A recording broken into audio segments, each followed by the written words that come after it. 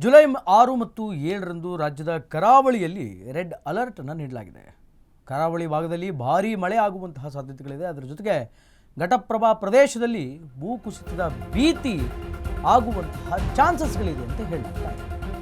July 6 ಮತ್ತು 7ರಂದು ರಾಜ್ಯದ ಕರಾವಳಿಯಲ್ಲಿ ರೆಡ್ ಅಲರ್ಟ್, ಭಾರೀ ಮಳೆ, ಘಟಪ್ರದೇಶದಲ್ಲಿ ಭೂಕುಸಿತದ ಭೀತಿ ಅನ್ನುವಂಥದ್ದು ಈಗ ವ್ಯಕ್ತವಾಗ್ತಾ ಇದೆ. 2 ವಾರ ಅತಿ ಹೆಚ್ಚು ಮಳೆಯಾಗುವಂತಹ ಸಾಧ್ಯತೆ ಇದೆ ಎನ್ನುವಂತಹ ವರದಿಗಳು ಈಗ ಪ್ರಕಟವಾಗ್ತಾ ಇದೆ. ಭಾರತೀಯ ಹವಾಮಾನ ಇಲಾಖೆಯಿಂದ ಮುನ್ಸೂಚನೆ ಅನ್ನುವಂಥದ್ದು ಈಗ ಸಿಕ್ಕಿದೆ.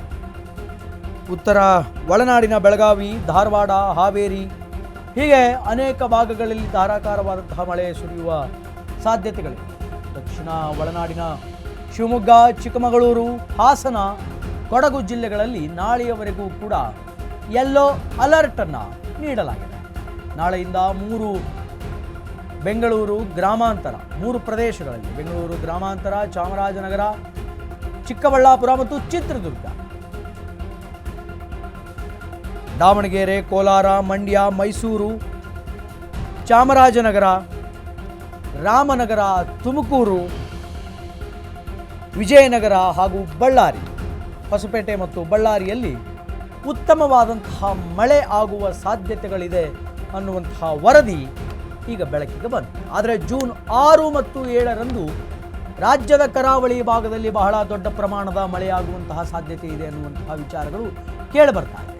ಭೂಕುಸಿತ ಆಗುವಂತಹ ಚಾನ್ಸಸ್ಗಳು, ಪಾಸಿಬಿಲಿಟೀಸ್ಗಳು ಕೂಡ ಇದೆ ಅನ್ನುವಂತಹ ವರದಿ ಬಂದಿದೆ. ಭಾರತೀಯ ಹವಾಮಾನ ಇಲಾಖೆಯಿಂದ ಈಗ ಇದರ ಮುನ್ಸೂಚನೆ ಅನ್ನುವಂಥದ್ದು ಸಿಕ್ಕಿದೆ.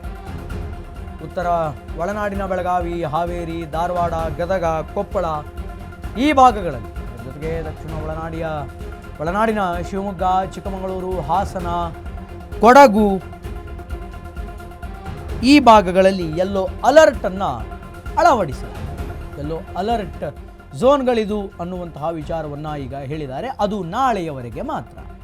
ನಾಳೆಯಿಂದ ಬೆಂಗಳೂರು ಗ್ರಾಮಾಂತರ, ಅದರ ಜೊತೆಗೆ ಚಾಮರಾಜನಗರ, ಚಿಕ್ಕಬಳ್ಳಾಪುರ, ಚಿತ್ರದುರ್ಗ, ದಾವಣಗೆರೆ, ಕೋಲಾರ, ಮಂಡ್ಯ, ಮೈಸೂರು, ಚಾಮರಾಜನಗರ, ರಾಮನಗರ, ತುಮಕೂರಿನಲ್ಲಿ ಒಳ್ಳೆ ಮಳೆಯಾಗುವಂತಹ ಸಾಧ್ಯತೆ ಇದೆ.